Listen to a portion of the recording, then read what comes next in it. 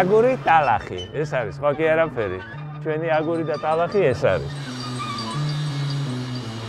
რარარა და მუსიკა როა, ხო გახსოვს? იყო ეგეთი თბილ რემ მშენი. გაიგე და ყოველ წელს ახალადან ღებავდნენ ამ სახლებს. აი, მთელი ფენებია რა. დღეს ჩვენ საფუძველს უყრით პროექტს, რომელიც თავის შინაარსით და მოცულობით ახალ ისტორიულ თავს წერს ჩვენი ქვეყნის განვითარების ისტორიაში. ეს ქალაქი დავანგრიოთ, მანდ არის, აი, ზუსტად ეგ კადრია რა. ეს ქალაქი დავიმხროთ, დავანგრიოთ, გავძარცვოთ.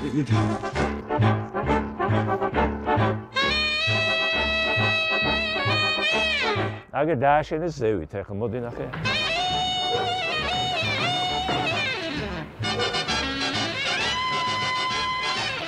ეს ბიუჯეტი რამდენს იტანს რა. ჯერ ძველი თბილისის შევისუნთქოთ, ასე ვთქვათ.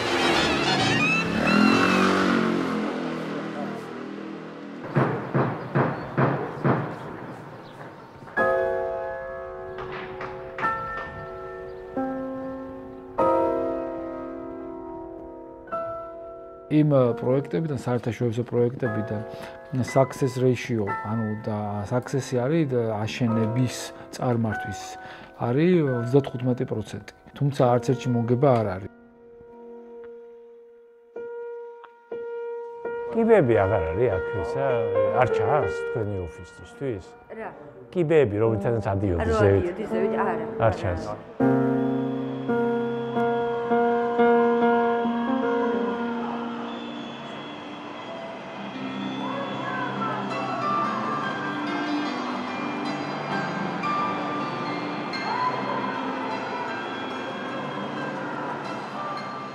აქ ყვებიან იმას, რა კარგად იცხოვრებს ადამიანი, რომელსაც ბევრი ფული აქვს.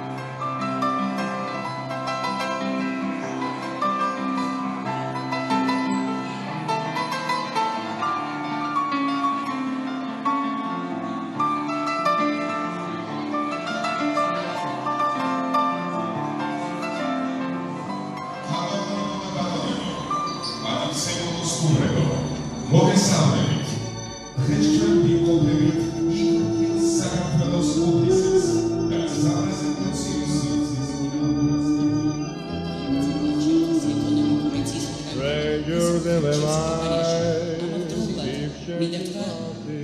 რომ თქვენ აღწევთ უმაღლეს მაჩვენებლებს მსოფლიოში ეკონომიკური ზრდა ამხელა არავის არ აქვს და ვიტყვი რომ ბევრმა ქვეყანამ უნდა ისწავლოს თქვენგან რა ინსტრუმენტებს იყენებთ, რა ინიციატივებს ახორციელებთ თქვენ და თქვენი გუნდი ბატონო პრემიერო. აი ამ ტემპით, აი ამ მასშტაბით აშკარად კარგი პოლიტიკა, რომელიც ძალიან იმუშაობს, ძალიან დიდი ძალისხმევა ხალხის და გუნდის დიდი წარმატება.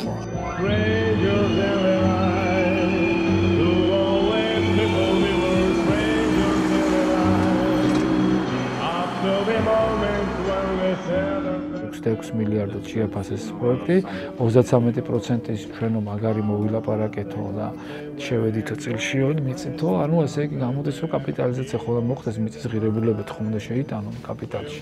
მიწა შეიტანეს შეფასდა $2 მილიარდ. ანუ ეს გამოდის უხეშად იმ ციფრებით, რაც არის, რაღაც $800 გამოდის კვადრატული მეტრი. და ანუ საქართველოში ხა ეგეთი ფასი მიწის არასდროს არ დაფიქსირებული. It turned out so right for strangers in the night. ადრე 40 წლის ხალხი არ გვენდობოდა, ნდობა დრო და დრო იზრდებოდა და ვითარდებოდა. მე დარწმუნებულია რომ სტაბილურობით და ძლიერი ხელმძღვანელობით, რაც თქვენს ქვეყანაში არსებობს, ძალიან კარგი შედეგები იქნება ამ პროექტის საფუძველზე მიღწეული. Even to the night we'll be together, lovers at first sight, in love forever. It turned out so right for strangers in the night.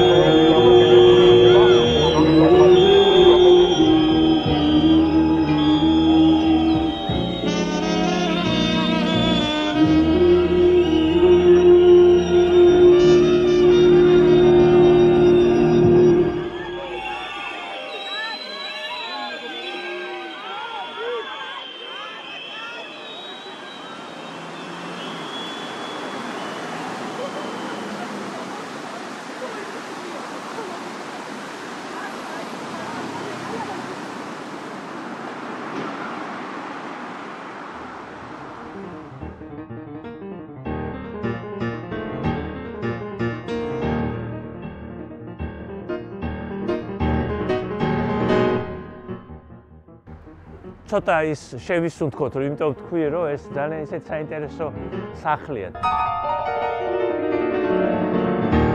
ჩვენებური რიკულიც არის ეს რაღაც აი შემოვიდნენ რუსები, ატყდა დავით არაბა და დღევანდელი დღის ნიშანი ეს ის არა, კაბელი რაღაც ჩავედი, უკეთესი იქით რაღაცა ბინები, ჩვენთვის ნახეთ აი ეს ამ ინფრასტრუქტურაზე ყოველთვის ის ელეთ-მელეთი მემართება, იმიტომ რომ აი ეს ადამიანი ხო თითქოს პატარა საქმეა, გიყვარდეს ქალაქი და რაღაც აი ეს შენი ინფრასტრუქტურა და შენი უკეთესი ცხოვრებისთვის განკუთვნილი რა ვიცი, კაბელი უფრო ისე გაიყვანო, რომ იმ სახლს, რომელსაც მართლა რაღაცა ღირებულება აქვს, რომელსაც არავინ არ აღიარებს, ღირებულებას არ აღიარებენ და ნახე როგორ არის გამაგრებული ეს ყველაფერი, აი ეს ინფრასტრუქტურა და მემკვიდრეობა ერთად არიან და სწორედ ეს იმისთვის დავიწყეთ ეს ჩვენი მოგზაურობა დღეს, ამით რომ აი აქ ჩანს ჩვენ როგორ გვიყვარს და როგორ ვეფერებით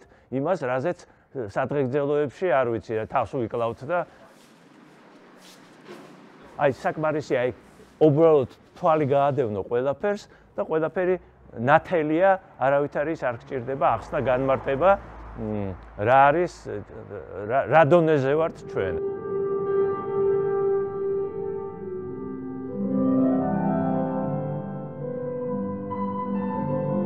აი ეს არის ჩვენი თბილისი და ეს სიყვარული და აგერ ახალი თბილისი კიდე ზევით აქეთ-იქით და საით მიდის ეგეც არ ვიცით რა. Lavazza, certamente. Ну, აი ეს ხო ხედავ. არაჩვეულებრივი არქიტექტურის სახლია და რა დღეში ვართ, არა?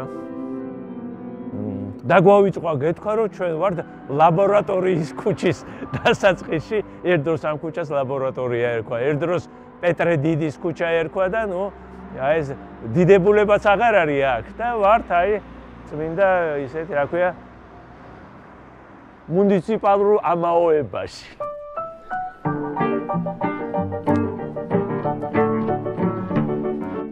მოდი ცოტა გადავიდეთ, რომ ის სახლი კარგად გადავიღოთ, მაინც ძალიან ცნობილი სახლია და აქ კანცელარია იყო ადრე, ისე რომ იცოდეთ. მეფის დროინდელი ამბავია. აი ეს ფიგურებს მიაქცია ყურადღება, რაღაცა არის მასში. ანტიკური.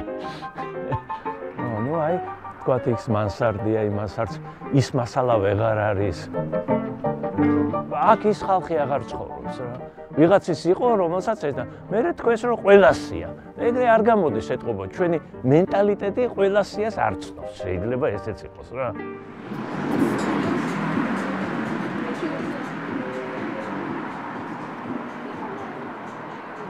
მოდი მოატრიალე ეგ კამერა.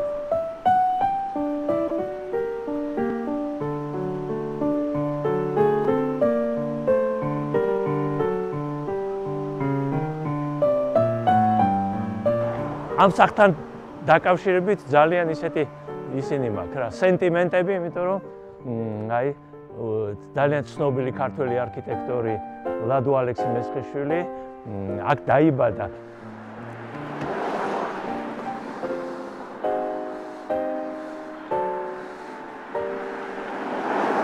დაშენება საბჭოთა დროს. საბჭოთა სახბანკის თანამშრომლებისთვის დაშენება და ხო ამბობთ ხოლმე რა ქვეყანა დავანგრიეთ. ეხლა თვითონ რა დაანგრიეს, იმას განახებთ რა. აი ზუსტად ის საბჭოთა დროის მუნიციპალიტეტი, ვისაც ენატრება, აი ესეთ სადარბაზოში ჩავარჭეთ ჭა და ჩვენ ავართ, ხო, ახლა ნათელ მომავალს ვაშენებთ.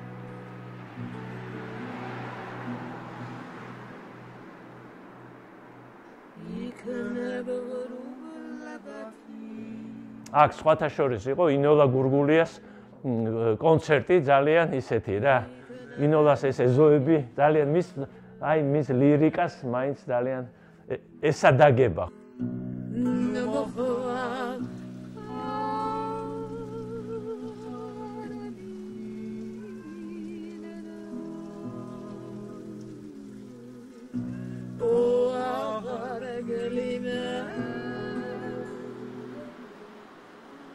Must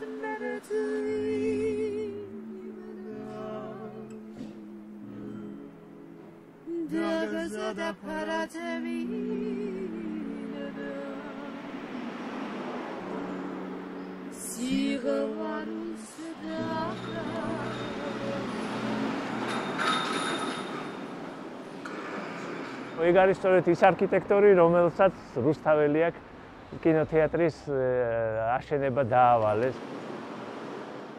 სევეროვი იყო, ასე ვთქვათ, ძალიან განათლებული არქიტექტორი, ძალიან კარგი ურთიერთობა ჰქონდა. ექვთიმე თაყაიშვილსაც კი იცნობდა და გიორგი ჩუბინაშვილს დაუმეგობრდა და ანუ იცოდა რა არის ქართული არქიტექტურა. ეგ მნიშვნელოვანია, თუმცა დრომ მოიტანა და ეს არქიტექტორები ამ დასავლური გავლენებმა გაიტაცეს, ეს ბაუჰაუსი იყო თუ კონსტრუქტივიზმი, ესენი ყველას უნდა პირველობა რა, მაგრამ მაგაზე ვიდავებთ.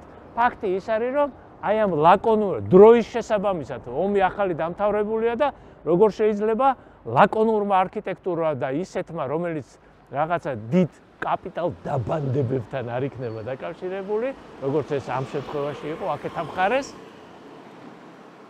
თუ შორიდან შეხედავ, დაინახავ, რომ ეს დანაყოფა, მეტრი, რიტმი, რაღაცა, ეს მაღალი დონეა. მიუხედავად იმისა, რომ შენობა თავისთავად, არა, სხვანაირი გამომსახველობა აქვს, სხვანაირი, რომელიც შეიძლება მიუღებელი იყოს, ვერ ხედავდეთ იმას, რაც გვინდა დავინახოთ.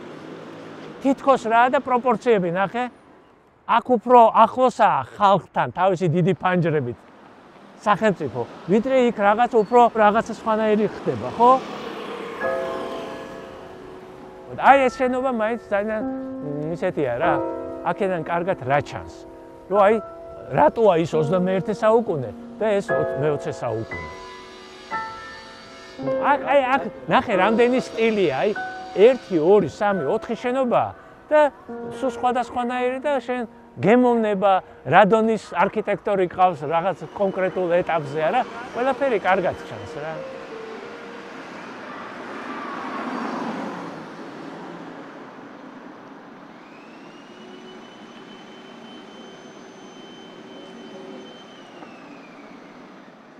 სევეროვს რასაც ვერ წაართმევ, რომ ესმოდა მასშტაბი ქალაქის.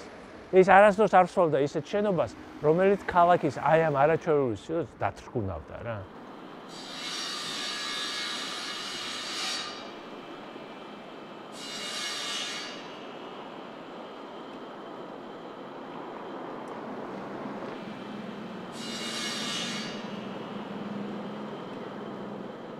აქ მერე ესე იგი ეს ომამდე აშენდა აქეთა ნაწილი დამთავრდა და მერე აი გადაბმა უკვე იწყება ასე ვთქვათ გამარჯვებული ქვეყანა ვართ და რაღაცნაირად ესენი მონუმენტალური ახე უცბად ვიშოვეთ ბოლნისის სტუპიც.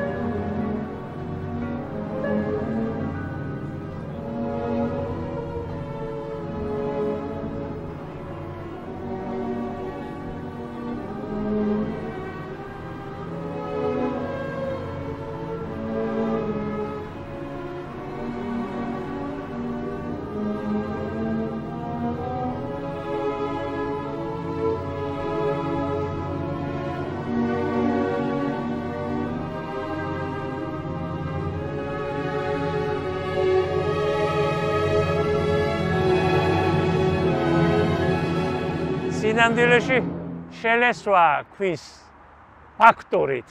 ეს ძალიან პოპულარული იყო, სვეტები და ყველაფერი ისე იყო, რომ აი მithom ქვა.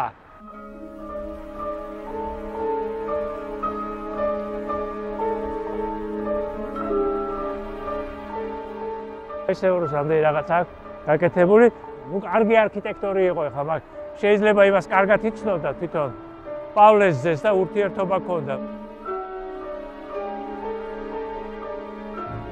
აი ნახე, კარგად გაიაზრა ის ქართული ორნამენტი და ის აი რა დოზით უნდა იყოს ეს ორნამენტი შენობაში.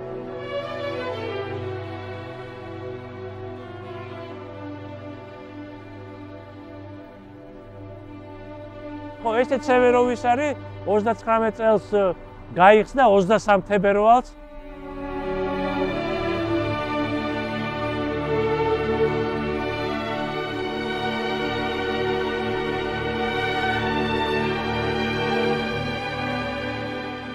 ქართულ კინოზე რამოდენიმე ალბომი გამოიშვა და მოიწერა როგორ მიწერია. ხო. 1929 წლის 23 თებერვალს გახსნილ კინოთეატრ რუსთაველს რომ გარედან შეხედა, ვერ იტყვი რომ მას რამე კავშირი აქვს იმ დროსთან, როცა კინოსაბჭოთა ხელისუფლების ხელში წარმოადგენდა უდიდეს შეუფასებელ ძალას. ამას ვერც წინა და გვერდითი ფასადების კრონშტეინებზე შემომდგარი 5 ვეფხისტყაოსნის რაინდულ რომანტიკული გმირების ნაცვლად აზიდული ჰომო სოვიეტიკუსების ამაყი გამომეტყველება და მათი ჯანსაღი ანატომიის მქონე სხეულების აგრარულ ინდუსტრიულ ფიზკულტურული შემოსვა შვენის. 7 შენობა.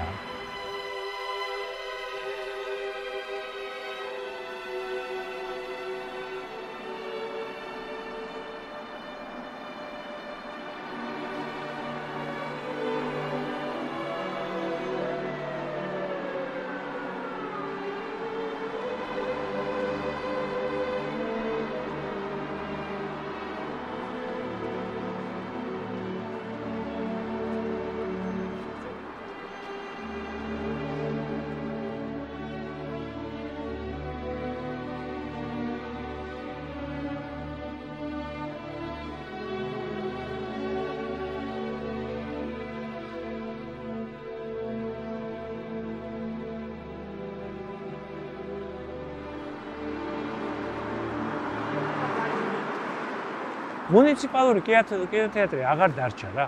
ეს ხო თავშეკრის ადგილია. ანუ ადამიანები ერთმანეთს კომპიუტერით არ ელაპარაკებიან რა.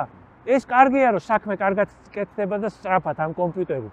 მაგრამ ის რაც ადამიანების ურთიერთობაა და ეს კინო ამ ადამიანებს რაღაცნაირ ერთმანეთს ავტობუსში ხო ერთმანეთს აღარ უყურებს. არა უყურებს ყველა თავის პლანშეტს ან ტელეფონს.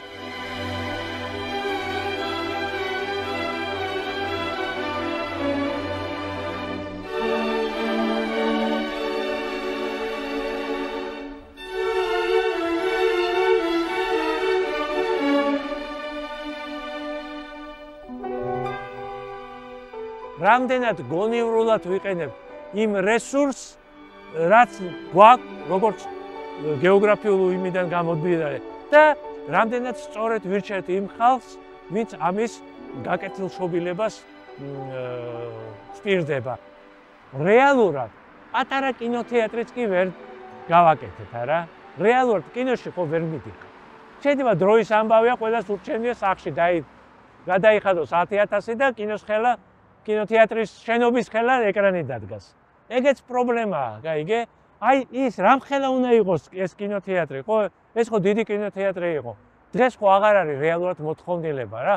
თლათ ისე ობიექტურად რომ მიიღოს, არ უნდა ხალხს ეს ბოლო გვერდზე თავის შეყვარებული წამოიყვანოს, შეიძლება ეგ დრო წავიდა პირდაპირ დაჯდებიან იმ ბაღში. აღარ არის ეს რა ქვია. სიბნელე მაგისტრის საჭირო.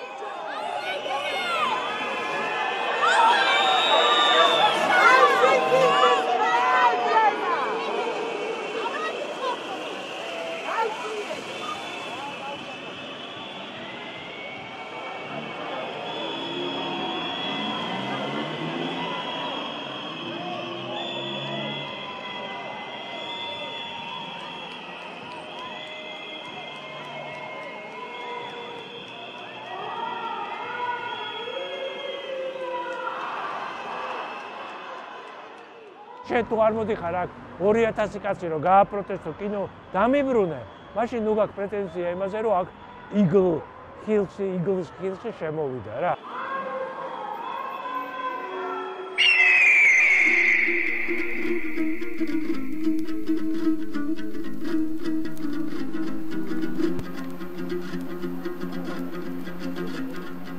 წმინდიდან ჩაივაგე და ჩახტე ქვევით ბილიქს ქვიან ჩახტე ქვევით ბილიქს ქვიან თბილისი ხომსულის სარკე და მოცნების ქალაქია ამოცნების ქალაქია ახლა ამ მოცემულობით ეს პროექტი ჩვენ არ გვაძლევს კარგს არაფერს ებს ქარი ჩაუბერავს და ქარებით სხვაგვარ ქრიან აქ ქარებით სხვაგვარ ქრიან ლეგენდა ძველთა თქმული და ლეგენდების თბილისი waterfront ბრძანისში 600 ჰექტარზე განხორციელდება პროექტი კომერციულ და პრემიუმ კლასის საცხოვრებელ კომპლექსებს გამაჯანსაღებელ დაწესებულებებს სასტუმროებს საჯარო ინფრასტრუქტურას და უმსხვილეს გამწვანებულ და რეკრეაციულ სივრცეებს მოიცავს დასახლებიც გდის უბეში ხოხბებივით შეფრენილი ხოხბებივით შეფრენილი ერთობლივი ღონისძიების ფარგლებში განხორციელდა საქართველოს ყოფილი პრემიერ-მინისტრის ირაკლი ღარიბაშვილის სახელმწიფო უსაფრთხოების სამსახურის ყოფილი უფროსის გრიგოლ ლილუაშვილის ყოფილი მთავარი პროკურორის ოთარ ფარცხალაძის და მათთან დაკავშირებული სულ 8 პირის საცხოვრებელი ბინების, სახლების და პირადი ჩხრეკები. საქართველოს თავდაცვის მინისტრის იმდროინდელმა მოადგილემ გხმ და ამავე სამინისტროს შესყიდვების დეპარტამენტის იმდროინდელმა უფროსმა ვღმ მინისტრის ახლო ნათესავის ვმ-ს დახმარებით მართ საწინააღმდეგოდ დაეუფლნენ 9,065,000 ლარს. შედეგად პროექტით გათვალისწინებული საბავშვო ბაღები არ აშენებულა. ერთი იმიტომ რომ არის სრულიად გაუმჭირვალე მეორე იმიტომ რომ იმ გამოცდილებით რომელიც აქვს ამ ძალმომრეობით მოსულ ხელისუფლებას უკვე რომელიც თავის თავს ამხელს კორუფციაში შესაძლებელია რომ აქაც ეს რისკი იყოს და სანამ არ არის გამჭირვალება დიდი რისკია გაურკვევლობა მომხმარებლების სეგმენტის თუნდაც სამშენებლო მოცულობების და ხარისხების და მომარაგების ნაწილზე რაც ასევე ფისკალური პრობლემები შეიძლება შეგვიქმნას ბათუმში გონიო იახტ სენდ მარინა ზღვისპირა ზოლში 260 ჰექტარ ტერიტორიას დაიკავებს. პროექტის ფარგლებში განვითარდება კომერციული ფართები, სასტუმროები, სავაჭრო ქუჩები და სხვა შეთავაზებები. არ ვიცით როგორ და რანაირად და საიდან მოხდება ამ საჭირო კვალიფიციური მუშახელის შევსება. ერთი თუ ადგილობრივი ბაზრიდან მაშინ რას უშვებით ადგილობრივ არსებულ დარგს, იმიტომ რომ ეს მნიშვნელოვნად დაარტყავს ადგილობრივ დარგს, რომელიც თავის მხრივ მნიშვნელოვან პრობლემას გამოიწვევს. მეორე ხომ თუ უნდა მოხდეს იმპორტი, უნდა ვიცოდეთ საიდან, რომელი ქვეყნებიდან, რა კვალიფიკაციით და რა უპირატესობებით.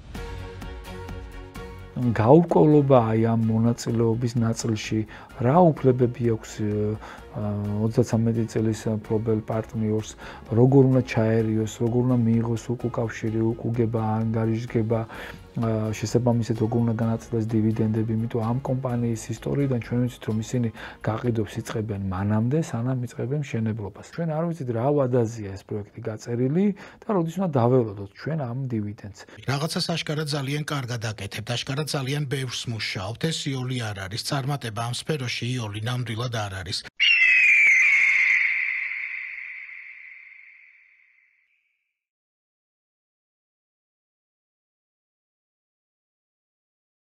ასევე ძალიან მნიშვნელოვანია საერთოდ არაფერი არ ვიცით გაყიდვების ნაწილზე ეგრეთ წოდებული ოქროს ვიზების და ოქროს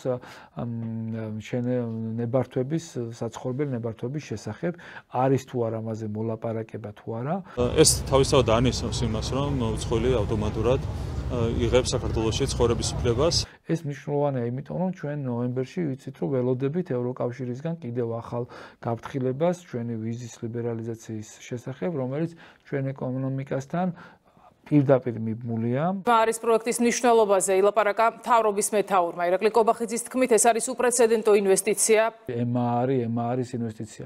არ არის ეს EMA არის ინვესტიცია. ჩვენთან არის Eagle Hills-ის კომპანია Eagle Hills. EMA არის საჯარო კომპანია არაბეთის გაერთიანებულ საემიროებში დარეგისტრირებული, რომელიც არის ჰიპერ მეგა გიგა მშენებლობების წარმმართველი მზრავი ქონების კომპანია, რომლის პროექტებიც არის ყველაზე ცნობილი ეს ბურჯ ხალიფა, ძალიან მაღალი შენობა, დუბაი მოლი. EMA არის დამფუძნებელი, არის ასევე ყველაზე მსხვილი მინორული დამფუძნებელი, მოდი ასე ვთქვათ. ანუ რამ ბევრი დამფუძნებელიდან გამომდინარე, ყველაზე დიდი წილი MR-ში უკავია საემიროების სუვერენულ ფონდს, რომელიც არის მთლიანად ან გაერთიანებული არაბეთის საემიროების ყველა შეიხისგან და ყველა შახისგან და ამ ოჯახებისგან შექმნილი ფონდი, რომლის საერთო კაპიტალიზაცია აღემატება 1.3 ტრილიონ დოლარს. ძალიან ბევრია ეს, აი წარმოვიდგინოთ, ნუ აი სუპერ ძალიან ბევრია. არაბთა გაერთიანებული საამიროების შეიხის პირველი ვიზიტი საქართველოში ცოტა ხნის წინ სტუმარს ქართული ოცნების დამფუძნებელი და საპატიო თავმჯდომარე ბიძინა ივანიშვილი შეხვდა მანამდე. ამდენს რატო ყვები ამ ისეთ ციფრებზე, რომელიც თავში ვერ ეტევა ნულები, იმიტომ რომ ჩვენი ბიუჯეტიდან უნდა გამოვიდეთ. ეს გახდა, როგორც თავრობა გვეუბნება, ჩვენი პარტნიორი გახდა. ჩვენი პარტნიორი არ გახდა MR, მაგრამ გახდა კომპანია Eagle Hills-ი, რომელიც არის ეგრეთ წოდებული SPV, ანუ Special Purpose Vehicle, ანუ იგივე Shell კომპანია, ანუ რომელიც სპეციალურად იქნება რაღაცა კონკრეტული საქმიანობებისთვის. ეს არ ნიშნავს, რომ ცუდია. ჩვენ გვაქვს ისედაც მაღალი ეკონომიკური ზრდის ტემპი, თუმცა ეს პროექტი კიდევ უფრო მეტად დააჩქარებს ეკონომიკურ ზრდას. ამ შემთხვევაში აი ამ MR-ის ერთ-ერთი დამფუძნებელი და მინორული დამფუძნებელი და მოქმედი დირექტორი თუ სამეთვალყურო საბჭოს თავმჯდომარე არის ასევე ამ Eagle Hills-ის ერთადერთი ამ შემთხვევაში დამფუძნებელი, მთავარი დამფუძნებელი და მმართველიც. იურიდიული კავშირი ამ კომპანიებს თმაში არ აქვს. შეიძლება Eagle Hills-ი მივიდეს MR-თან, შეიძლება Eagle Hills-ი მივიდეს სუვერენულ ფონდთან, MR-ის გავლით რაღაცა დაფინანსება, რესურსები რაღაცები მოიძიოს, მაგრამ პირდაპირ იმით კავშირით არ არის.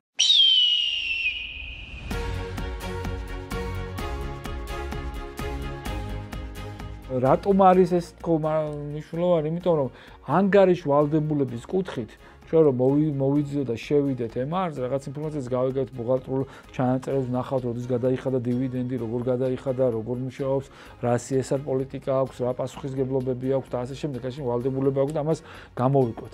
Eagle Hills-ის ნაწილში არანაირი ინფორმაცია არ არის ამ ნაწილში, არანაირი ტრანსპარენტულობა არ არის, თვითონ რასაც ჩათვლი საჭიროთ, იმას გაიგებ და დამფუძნებლების კუთხითაც საკმაოდ ჩაკეტილია. ერთადერთი საჯარო წყაროებით, რაც იძებნება, არის ის, რომ არის ამ პარტნიორები არიან საემიროებში განთესილი რამოდენიმე მდიდარი ოჯახი. Ой-ой-ой-ой, посмотри, какая красота. Я уже вижу макеты. Вообще, посмотрите, какую красоту они здесь сделали в офисе. И вот что нас сегодня ждет, что я вам сегодня покажу. Это огромные мастер-планы и тбилисского, и батумского проекта, а также более укрупненные версии. Давайте начинать. Скорее уже. 8 საერთაშორისო პროექტიდან 5 არის პრობლემური, მაგრამ 5-ის მოცულობა დაახლოებით 50 მილიარდ დოლარის ფარგლებში მერყევს. გაცხადებული ისინი ამ კომპანიის პროექტების მიმდინარე ფაიფლაინიდან შეგვიძლია ვთქვათ, რომ რაღაც 300-400 მილიარდის კაპიტალიზაციით უნდა იყოს შემოფარგლული.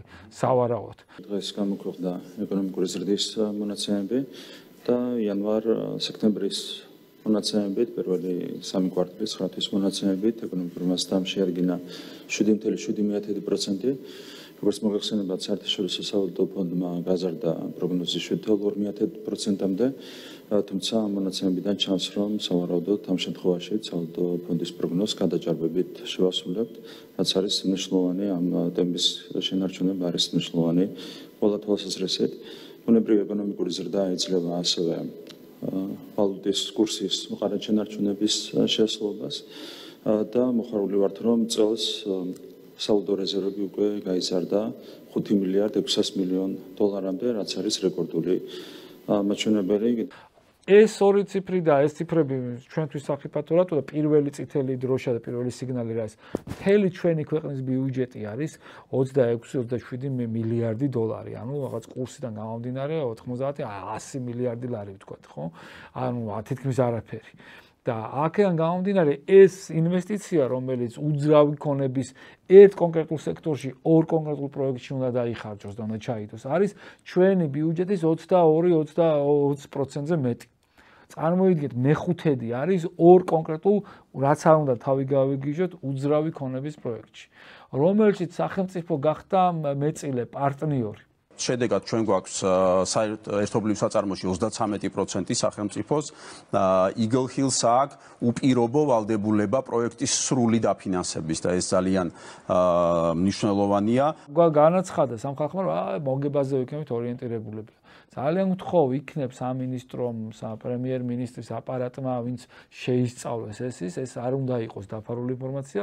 გითხრას, როდის გაიცა ბოლო დივიდენდი Eagle Hills-ის მხრიდან იმ პროექტებში, რომელსაც ის ახორციელებს 2015 წლიდან დღემდე.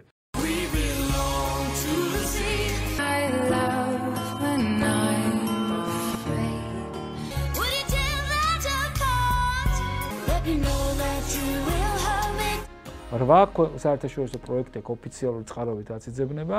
ან 8 ქვეყნიდან 3 ქვეყანაში არის წარმატებულად დასრულებული, მაგრამ დივიდენდის გაცემა იქაც არ ფიქსირდება საჯარო წყაროებით. ყველგან აბსოლუტურად ყველა 8-ვე საერთაშორისო ქვეყანაში თარგი არის იგივე, ეს Eagle Hills-ი შედის ამ ქვეყნებში, იღებს ძალიან იაფასიან მიწის ნაკვეთებს ძალიან ძვირად, ძვირი კაპიტალიზაციით, ყველგან ხდება ადგილობრივი ხელისუფლება პარტნიორი ამ ნაწილში, რითიც იღებს უკვე დაჩქარებულ ნებართვებს, აბსოლუტურად ყველანაირ ბიუროკრატია ეგრევე ორთქლდება. დაახლოებით 1 წლის განმავლობაში მოხდება ძალიან ინტენსიური მუშაობა გენერალურ გეგმარებაზე, ყველა იმ სანებართვო პირობებზე და ყველა იმ საპროექტო, ასე ვთქვათ, მიმართულებებზე, რასაც ითვალისწინებს ქართული კანონმდებლობა ამგვარი პროექტების განხორციელებისათვის. პროექტები ამ 5 ქვეყანაში დასრულებული არ არის. ILO-ს მიხედვით, ანუ საერთაშორისო შრომის ორგანიზაციის შეფასებებით და მათი სტანდარტებით მუშახელის უფლებები ირღვეოდა არ ადამიანურ პირობებში ამუშავებდნენ ხალხს და გადაღლა და შემთხვევები ნეგატიური, ანუ გარდაცვალებით დასრულებული შემთხვევები თითქმის ყველა პროექტში ბევრი იყო და აქაც ესეთი კრიტიკა, ძალიან დიდი კრიტიკა არის აი ამ ქვეყნებში პოტენციურ ფულის გათეთრების უკანონო შემოსავლის ლეგალიზების საკითხებზე, საქმეებზე, ანუ იგივე ფულის გათეთრებასაც ვეძახით.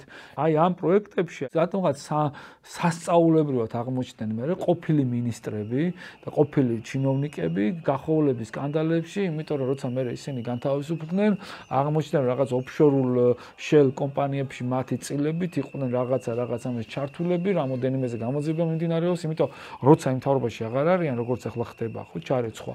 მე ის იმან თვითონ ამ ტიპებმა ჩარეცხეს, რომ რაღაც უნდა უხადოს ამას, იმიტომ ის ახალი მოვიდა ხა იმის ადგილზე და ხა ამას უყვებავდა კი, კაი, კარგად იყავი რა. პავლემ შეუძლია დაისვენოს, სავლე მოვიდა. 6.5 მილიარდ დოლართან დაკავშირებითაც ახერხებენ სპეკულირებას, აქ რაღაცა გარკვეული ეპითეტებს იყენებენ ამასთან დაკავშირებით, რომ თითქოს უცხოელების ქალაქების შენდება საქართველოში და ამ შემდეგ. ანუ ეს ხელწერა, ასე ვთქვათ, აი ეს კულტურა კომპანიის იძლევა ისეთი დასკვნების გაკეთების საშუალებას, როცა მხარე ვალდებული ვინც არის გაგვაცნოს, არაფერს არ გვეუბნება. ჩვენ იგივე რისკები უნდა განვიხილოთ, რომ აქაც ესეთი რაღაც მოხდეს, რა აზღвებს. საქართველო არწივები დედამშობელი, უჩქონაველი სიყვარული წარმომშობელი, წერსუდემოდა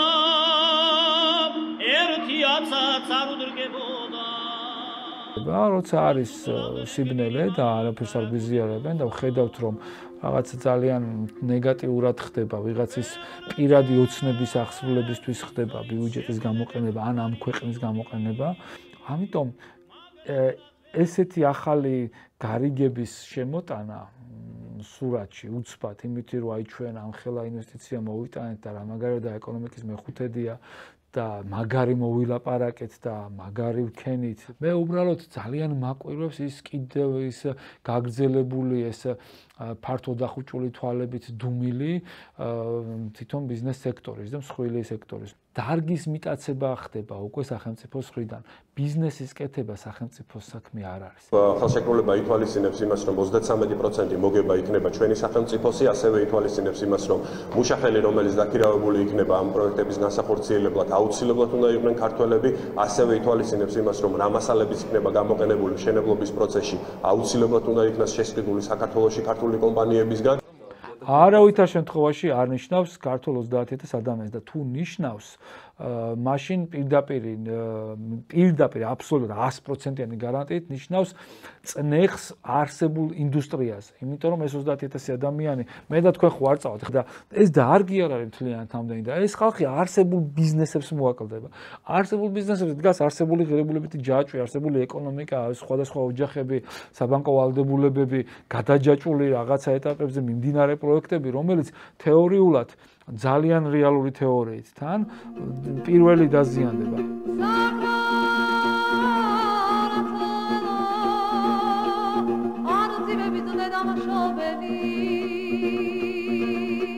მილიონობით კვადრატულმეტრზე საუბარი უნდა შეიქმნას, ანუ ათეულობით, ათასობით ბინებზეა საუბარი და საუბარია ლაქშერი, ულტრა რაღაცა ჰაერში ახტი გაინასკვებინებზე რა, რომელიც გაცხადებულია ასევე მათი მოსალოდნელი უკუგებიდან, პირდაპირ ციფრი არ ვიქეთ, მათი გაცხადებული უკუგებიდან გადმოვიტანოთ ამ რაოდენობაზე, რაც უნდა აშენდეს და ფასი რაც თქვეს, ანუ 15 მილიარდის ფარგლებზე ქონდა საუბარი ისევ და ისევ ამ ჭყალებში ამ ვითომ ინვესტორს, საშუალოდ კვადრატული მეტრის ფასი გამოდის 12-დან 15000 დოლარამდე მერყეობს. ესეთი სეგმენტი საქართველოში არის, მაგალითად ის 84 ტიპი, ვინც რაღაცა ხელს თითის დაჭერა ისწავლეს რაღაც იმაზე და ინტერესთა კონფლიქტით არის, აბსოლუტური უმეტესობა, ყველა არა, მაგრამ აბსოლუტური უმეტესობა და ეს სამთავრობო ოლიგარქია ფეოდალების გარშემო.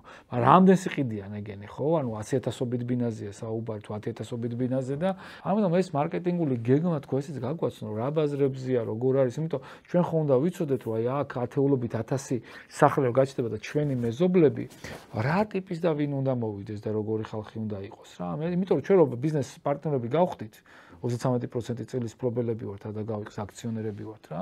რაღაცა ელემენტარული ინფორმაცია უნდა ვიცოდეთ, იქნება რომ იმიტომ რომ აუც ვინები მოდიან, როგორ მოდის, ვინ ავსებს, ესეთი ძალიან მდიდარი ხალხი რო შემოვა, იქნებ მე ჩემი ბიზნესი უკვე უნდა დავიწყო ზრუნვა, რომ ეს მდიდარი კაცი რომ მოვა, ეხა არ შევწხვე რა.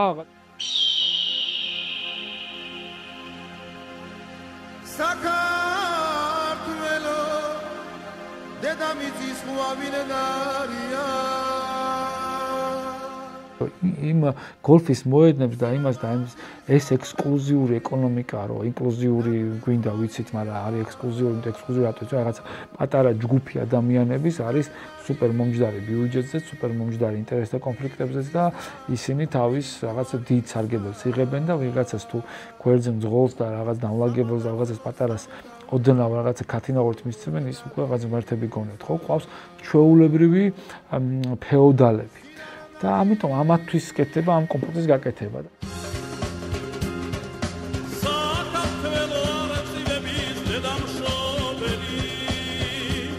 გრძელი ღირებულებითი ჯაჭვია, რისი ნეგატიურად, ანუ შეშფოთების ლეგიტიმური უფლება გვაქვს, აი ამ მაგალითებიდან გამომდინარე, იმიტომ რომ არ გვეუბნებიან არაფერს. შეიძლება ტაქტიკა და სტრატეგიის ნაწილია რომ ვალაპარაკონ ჩვენ და ჩემნაირი სულელები ბევრი და მე რომ აი უფრო მეტად ეს ნახეთ ხო ამბობთ ეს ცუდი ტიპია აიო გეუბნებით იმიტომ ვცემეთ რომ და საცემი იყო და იმიტომ ვცემეთ და ასე შემდეგ და ორ ფეხზე ვერ დგას და deep state-ია და ასე შემდეგ და მე გამოდონ ეს ყველაფერი ოღონდ ეგრე გააკეთონ, გამოდონ და ყველაფერი იყოს იდეალური, რომელიც ამ ქვეყნის მომავლისთვის იქნება კარგი. ოღონდ ეს ვითომ განათლების რეფორმა იყოს კარგი, მაგრამ არ იქნება კარგი, არ არის კარგი. არანაირად არ იქნება კარგი, იმიტომ რომ ეს ნანახი გვაქვს, ვიცით, რასაც ემსახურება. ადამიანები უნდა გახდნენ უფრო ცხრები, უნდა დამონებული, კითხვა არ დასვან, პირბადეს გაიკეთებ, დაგიჭერ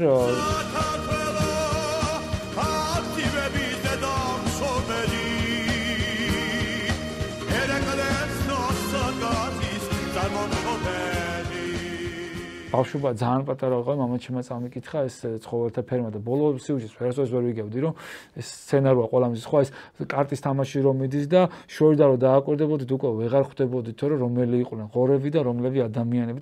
ამ სცენარს, ამ ნახატს ვერასოდეს ვერ ვდებდი ხოლმე თავში და ახლა ამ ტიპს უყურებ რა, აი როგორ თავი დავიჭე, ეცე აი თუნდაც ყოველთვის ქონია წარმოდგენილი, მაგრამ არ მინდოდა რომ ამისთვის თავი გამესწორებოდი.